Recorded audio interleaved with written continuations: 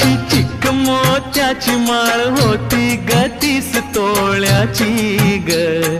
चिक मोत्याची माळ होती ग 30 तोळ्याची ग. जसा गणपतीचा गोंडा चौरंगी लाल बावटा ग.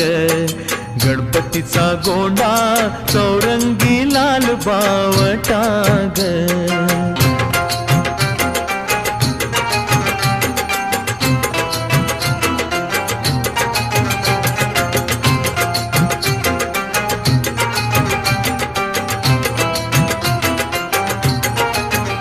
या चिक माळेला रेशमी मौचार दोरा ग.